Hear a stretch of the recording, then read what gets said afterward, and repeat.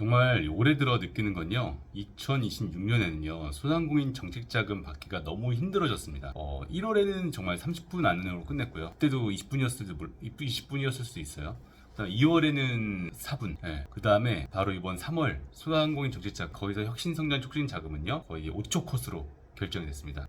진짜 10시에 딱 신청이 시작이 되잖아요. 시작하자마자 이렇게 빨리 소모가 되는 것인데요. 물론 뭐 1월달, 2월달 가면서 그 시간이 줄어들 수밖에 없는 거는 이미 자금 신청이 많이 되었고 이미 그 일부 소진이 되었기 때문에 남은 잔여 물량으로 주기 때문에 그럴 수밖에 없다는 건 이해를 하는데, 하지만 이렇게 빨리 소모되는 것은 정말 문제가 있다고 생각합니다. 그래서 저는 오히려 소상공인 정책자금이나 중진공에서 특히 소상공인 쪽에서 브로커를 근절한다면서 이렇게 하잖아요. 그거는 진짜 업자들, 진짜 브로커 업자들한테만 더 논하는 상황입니다.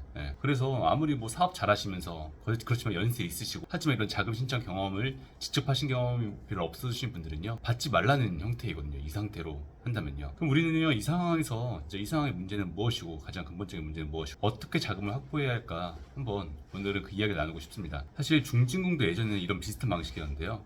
거의 한 4년 전부터인가 이런 식의 선착순의 방식은 문제가 있다고 생각해서 바꿨습니다. 그러니까 선착순이 아니라요 선별제 방식인데요. 자격이 되고 기준이 되는 기업이 지원될 수 있도록 아예 기준과 조건을 바꿔놓는 것이었죠. 그래서 그때는 단순 선착순 방식은 결국 기업 상태가 별로였죠. 한마디로 업자들 껴서 빨리만 하고 프로그램 돌리면 가능한인데 그렇게 되지 않도록 하고, 그래서 저희도 소상공인 정책자금도 결국은요 중진공처럼 아예 거의 이틀 동안 자금 신청할 분들을 다 받아 놓은 다음에 그 중에서 선별을 해서 그 정말 그분들의 뭐 매출, 그다음에 이익, 그리고 그분들의 인증, 가점, 그리고 얼마큼 국가의 지향성에 맞게 사업을 하느냐에 따라서 바꿔서 그 다음에 그렇게 해서 선별해서 가는 게 옳다고 생각을 합니다. 그리고 또 이 상황에서 소상공인 정책자금도 결국 선별제로 가야 하는 거 플러스 실제로 민간 투자 매칭 문제 있잖아요. 그거는 이제는 그 선별을 더 강화시키다 보니까 아예 펀딩 형태로 나가고 있고 아예 그 투자를 받은 민간 기관으로부터 투자를 받은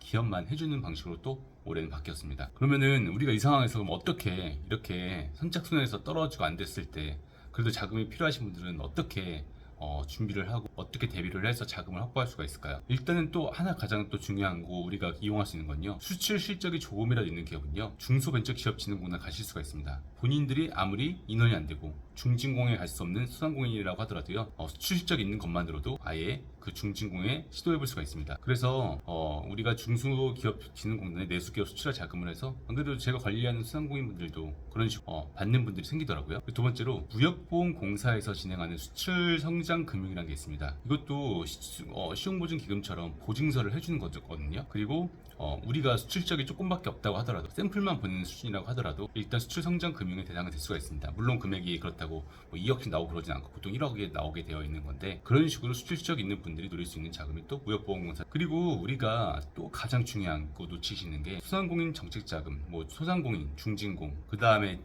신용보증재단, 뭐 기술보증기금, 신용보증기금들이 사실 다 이 네 개를 다 갖고 있는 그 기업들도 있습니다. 그만큼 다 중복이 가능한 것이고, 그 자금 똑같이 예를 들어서 뭐 중진공이나 소상공인에서 정책자금을 진행하신 분들이라고 하더라도 또 같은 기간에도 또 자금을 진행할 수 있으니까 다 중복이 가능하다는 것을 알고서 진행하시잖아요.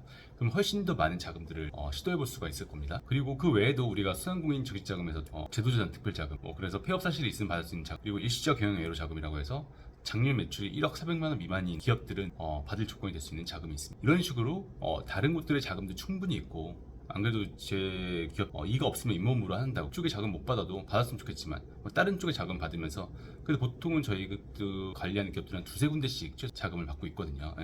그렇게 진행을 하시면은 그렇게 해야지 이 난간을 극복하실 수 있을 거라 생각합니다. 그래서 마지막으로 드리고 싶은 말씀은요, 이렇게 우리는 대안을 잡고서 이 상황을 이겨내야 되지만 일단은 심사를 해야 한다면 저는 공정하게 해야 한다고 봅니다. 이렇게 남기는 건 실제로 소상공인 정책자금이 안 되면 다른 전략도 필요하지만 어쨌든 정책자금을 줘야 한다면 공정한 원리, 정말 더 사업을 열심히 하고 국가 정책에 맞게끔 열심히 일하시는 분들이 더 많은 혜택과 많은 기회를 얻는 것이 맞다고 생각을 하고, 사실 이런 식으로 선착순 방식으로 가잖아요. 그러면 진짜 말씀드린 것처럼 브로커나 업자들한테만 유리한 상황입니다. 그래서 저는 결국 소상공인도 중진공처럼 바뀌어야 되지 않나, 그리고 바뀌지 않을까 생각을 하면서 이렇게 영상을 남깁니다. 이상으로 해결사 조팀장이었습니다.